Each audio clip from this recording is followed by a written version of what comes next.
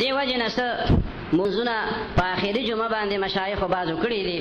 ځینې خلک هغې ته د بدعت نسبت کوي، وایي دا یو نوی کار دی په دین کې. د دې د عدم جواز تاسو سره څه ثبوت دی؟ بس تاسو موږ ته ثبوت پیش کړئ چې کوم آیت کې منع راغلی ده. باندې نشته مور پلار باندې په چا باندې د پخپله ده. یو خدا خبره باندې ځان پوه کړه چې بدعت چې د دې وایي چې بدعت ورته نشي ویلی.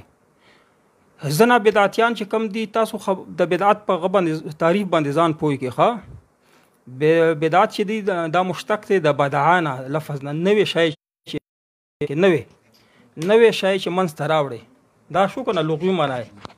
اوس واوره کوم چې ثابت امور دي په دین کې، لږ توجه سره مسله واوره چې کم ثبوت شته ده په شریعت کې، د کمو عباداتو ثبوت شته ده موجود دي.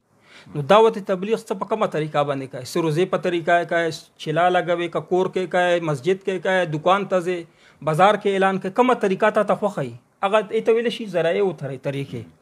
نو د ذرایع و طریقې دې ته بدعت نشي ویلی. د ځنه بدعتیان درته فور نه وایي چې ته بیا کنفرانس ولې کوې، ته د چلې د عباداتو حصول لپاره په دې ځان پوه کې بدعتیانو الله پاک تاسو ته هدایت وکړي چې تاسو سبقونه چرته ویلي دي چې په بدعت تعریف باندې نه پوهېږي. ځینې پکې دا وایي د دنیوي امور چې پکې دی ولې په مسجد کې لګولي، ایسي دی ولې لګولې، په ګاډي کې ولې ګرځي، نبي علیه السلام خو نه وګرځي. دا دنیوي امور دي، دې ته څوک دین نه وایي. چې عمرې داسې ده چې یو خاص مستقل یو لمونځ د 4 رکعات یا 2 رکعاته خاص ارکان دي پکې، خاص صورتونه دي پکې، او په خاص تعین یې ورته کړی، د ورځې تعین یې ورته کړي چې په آخري جمعه د رمضان او ثواب پکې ډیر غني، او حتی دا وایي چې نور قضا منځونه د ورسره معاف کیږي. یو مستقل مون نشو، یو مستقل شریعت را نه وړو، څه ذریعہ خو نه ده کنه، مستقل شریعت تیر وړو. نو بدعت خو دې دا دی کنه، نه نبی علیه الصلاۃ والسلام نه د المون ثابت نه صحابه کرام هغه حدیث هغه مده خو خبره نه کوي، ارچته پته دی حدیث خو څوک نه پیش کوي. خو ځنې خلک وایي چې ښه کار دی، ښه کار هغه ښه کار چې د بل عبادت ته پر ذریعہ وي هغه جایز دی، خو مستقل چې ورته عبادت وایي دا ښه کار نه دی، دا بدعت دی. نو بدعت په بې وایي څه شته؟ هر بدعت ته سړی ښه کار وایي. زه ووایم د سبقونه چېرته ویلي دغه ځنه یعنې دوی خیال دا دی چې پیر صاحب نه پیدا وي دا به پیر وي، حکیم صاحب نه چې پیدا وي دا حکیم وي. تاسو په د بورډ کې ګورئ په دغه پېښور کې چې لیکلي وي چې خانداني حکیم، هغه خانداني حکیم سره څه ډګري میګري نه وي، صرف او صرف د پلار نه خاندان پیر چې کم دی د په شریعت کې اصل نشته ده، چې بیا صرف او صرف دغه وړي په جواب باندې په ځان باندې دغه راچولي، دا صدر راچولي، سپین صدر په دې باندې. خو زه وایم چې سبقونه مو چېرته ویلي دي الله بندګانو، هغه خلک چې دیوبند ته ځان مسلک منسوبوي د بدعت په تعریف خو ځان پوه نوی شی په اسلام کې جوړ کې ته بدعت ویلی شي، لکه د قضای عمري دا سره دا بدعت دی. او د دې نقصان څه دی؟ او څوک چې وایي چې دغه مثلا موصوف چې کم دی دغه کس رجوع کړی ده، اول خو تا سره دومره ویلې فتوا دې ولا ورکړه چې قضای عمري جایز ده، تا سره دومره علم نو، فراغت نه بعد ته چې فارغ شوې عالم شوې نو تا چې مسله کول اول خو به تحقیق کړی وي چې دا خبره دا بدعت دی. که رجوع دې کړی نو رجوع دې داسې وکړه که نه لکه څنګه د په میډیا دی چې دا اثبات راځي، خو داسې رجوع وکړه چې خلک یې واوري چې ما رجوع کړ. رجوع ولا ویډیو دې نشته، دا یو بدعت دی، د الله او رسول سره دښمني ده.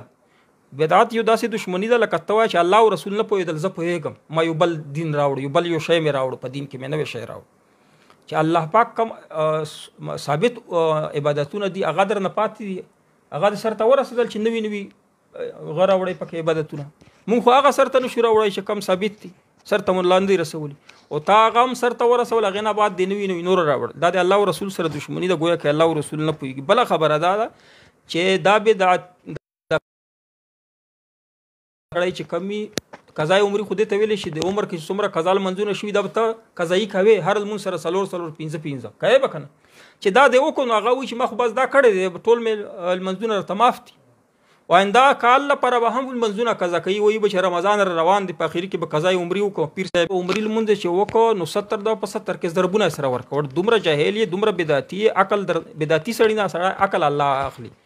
دینه مراد دا نه دی چې تعداد ورکوي الله پاک، یعنی 70 المنظور تعداد نه ورکوي، د هغه 70 المنظور تعداد برابر اجر ورکوي. لکه یو سړی به یونی کی وي کنه، بل سړی به یونی کی وي، خو هغه به د 70 نیکۍ په وزن کې برابرای. لکه سوچ خو کنه داس خو نشي کېدل. او که داسې کېدلې نو بیا به خلکو په رمضان کې صرف المنځونه کوله فرض المنځونه بیا به ضربونه سره ورکوه رمضان کې په 70 باندې بدلی داسې نه کېدل چې کم قضا المنځونه دي هغه په حدیث کې راغلي نبی علیه السلام فرمی چاته چې کله وخت ملاو شو فورا به قضا راوړي نبی علیه السلام قضا راوړي د حدیث نه ثابت نو قضا عمرې چې کومه ده دا بدعت دی څوک چې کوي هغه هم بدعتي دی څوک چې حکم ورته کوي هغه بدعتي دی قضا عمرې هم ځان وساتي